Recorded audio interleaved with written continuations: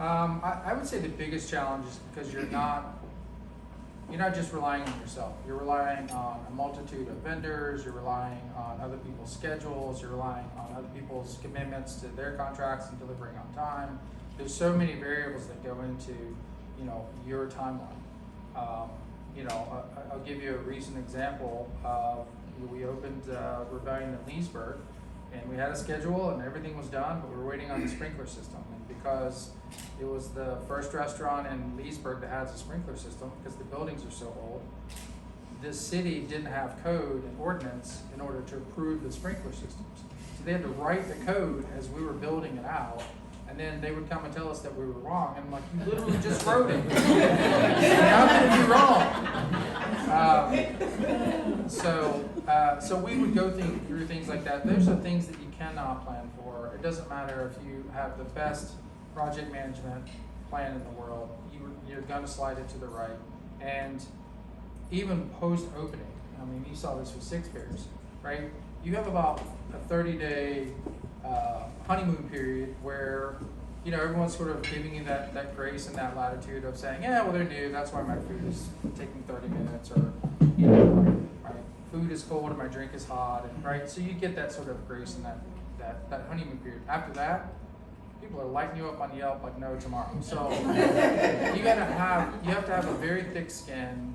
You also have to have a commitment to training your staff, right? I think in the hospitality industry, much like in the education, academia world, I think people sort of look down their nose at people in those professions, right? It's like, being a teacher is just like, nah, you can be a teacher. Anybody can be a teacher.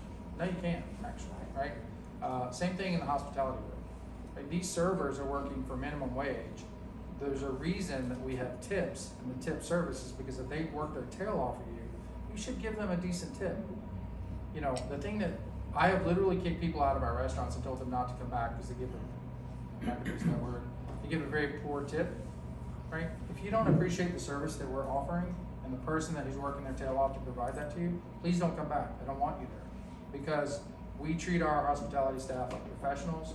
We invest in them. We provide them with uniforms. We're selling, and as Carrick said earlier, we're providing an experience. When you come into one of our restaurants, Six Bears, Rebellion, and now the Port, when you come in there, so it's the same way. You have a total experience, right? It's not just you're coming to work out or just grab a burger. It's the experience of the people, the food, the product, the room, everything around you.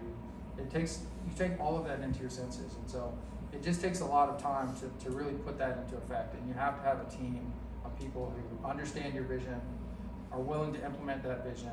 And if my team were here, they'd be laughing, because I would typically walk in and say, no, we got to fix that, and I want that changed to the right. And, there's just a million little details, but if you have a team that's willing to put that together, you can provide that. And then I think on the back end, people appreciate it. When they come to one of our restaurants, I think they will appreciate the level of commitment and attention to detail that we put into it.